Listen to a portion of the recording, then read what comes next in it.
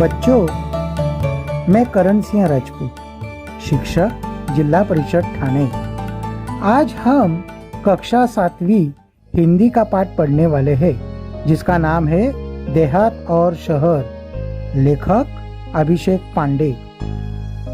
प्रिय मित्र शहर, नमस्कार। कल तुमसे बात हुई, मेरे सुख दुख के संबंध में पूछा।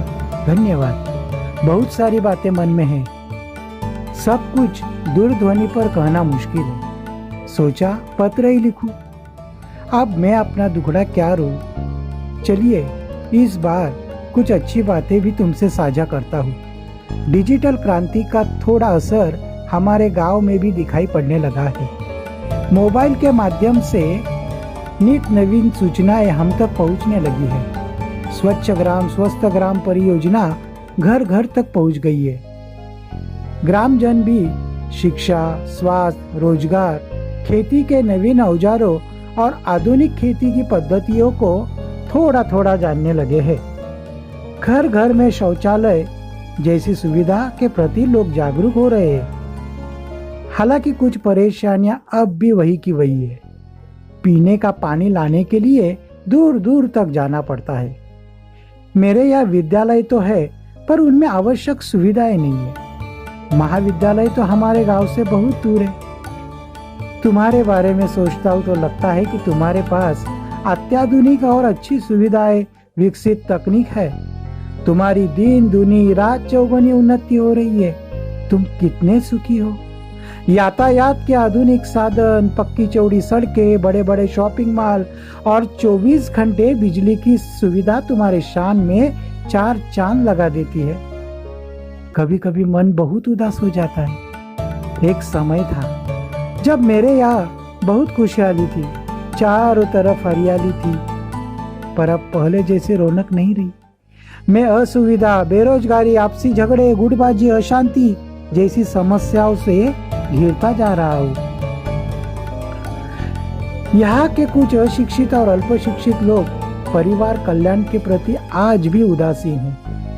जनसंख्या भी बढ़ रही है, उनके लिए यहाँ काम धंधा नहीं है। रोजगार की तलाश में लोग शहर जा रहे हैं। यहाँ काम के लिए मजदूरी नहीं मिल रही। शहरी चमक दमक और आधुनिक सुविधाओं की ओर आकर्षित होकर लोग मुझे अकेला छोड़कर तुम्हारी ओर दौड़ रहे हैं। यहाँ स्वास्थ्य सुविधाएं भी नहीं है। बीमारियां है, पर पर्याप्त मात्रा में सुसज्ज और अच्छे अस्पताल नहीं है।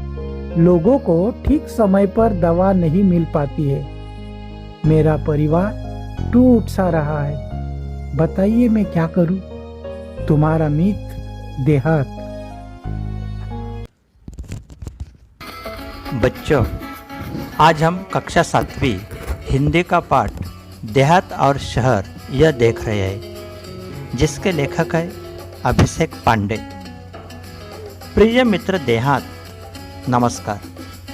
आज स्वतंत्रता दिवस है। इस उपलक्ष्य में हार्दिक बधाई। आज ही तुम्हारा पत्र मिला। तुम्हारी प्रगति के बारे में जानकर खुशी हुई। मित्र, परिवर्तन सृष्टि का नियम है। भला तुम्हारी स्थिति क्यों न बदलती। धीरे धीरे और भी विकास होगा। धीरे धीरे रे मना, धीरे सब कुछ होय। माली सिंचे 100 घड़ा, ऋतु आए फल होय। माना कि कुछ परेशानियां है। यहाँ के परिवार तेजी से मेरे यहाँ आ रहे हैं, परंतु यहाँ आकर भी सब कुछ सुखी नहीं है। चिराग तले अंधेरा है। जिन बस्तियों में, जिन हालतों में वे रहते हैं, तुम सुनोगे तो और बेचैन और व्यथित होगे। मेरे यहाँ की दिन ब दिन बढ़ती भीड़ से मैं परेशान हो उठा हूं। जिस चमक दमक की बात तुम कह रहे हो, वह सबको यहाँ उपलब्ध है। तुम्हारे यहाँ से जो यहाँ आते हैं, कई बार बाद में पछताते भी हैं। मैं चाहता हूं कि तुम अपने लोगों को समय रहते अपना महत्व समझाओ। छोटा परिवार सुखी परिवार, यह बात अब उनकी समझ में आ जानी चाहिए।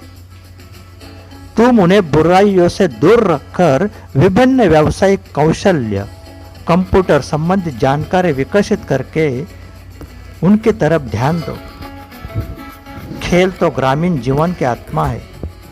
दौड़ना, तैरना, पेड़ों पर चढ़ना, उतरना तो वहां के बच्चों के रग रग में रचा बसा है। आज कितने विख्यात खिलाड़ी गांव से ही आगे बढ़ रहे हैं। उनको प्रोत्साहित करना तुम्हारी नैतिक जिम्मेदारी है। खेल संबंधी मार्गदर्शन देकर हमारा देश अंतरराष्ट्रीय स्तर पर प्रगति कर सकता है। अपने गांव को एक परिवार समझकर उसे विकसित करने का प्रयत्न करना होगा। तुम्हारी और मेरी समस्या का मूल कारण दिनों दिन बढ़ती आबादी, अशिक्षा और गरीबी है। मेरे यहाँ लोग रोजगार की तलाश में आना कम कर दे। तुम गांव वालों को सहकारिता का महत्व समझाओ। सहकारिता पर छोटे छोटे व्यवसाय तुम अपने यहाँ शुरू कराओ, ताकि कृषि आधारित अनेक लघु उद्योग, फलोत्पादन, औषधीय वनस्पतियों की खेती, पशुपालन जैसे अनेक व्यवसाय शुरू किए जा सकते हैं। अरे देहात भाई, कितने भाग्यशाली हो कि तुम प्रदूषण मुक्त वातावरण में रहते हो। खुला खुला परिसर, न धुआं, न वाहनों की चिल्लप्पो, हरे भरे पेड़, यह सब चीजें तुम्हारे पास है। रात में तारों भरा आसमान तो सवेरे उगते सूरज के दर्शन कितनी सहजता, सरलता से हो जाते हैं। हम तो इमारतों के जंगल में बदल गए हैं। खुला आसमान, बड़ा मैदान हमारे लिए कितने अनमोल एवं दुर्लभ हो गए हैं, ये तुम नहीं समझ सकते।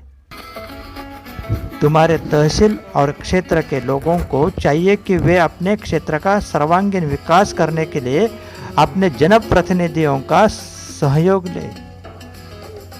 तुम्हारे यहाँ जो बच्चे विद्यालय में पढ़ रहे हैं, यदि अभी से उन्हें सही दिशा, उचित मार्गदर्शन दिया जाए तो भविष्य में वे ही सब व्यथा कम कर सकते हैं। वे ही हमारे आशा का स्थान है। और मुझे पूरा विश्वास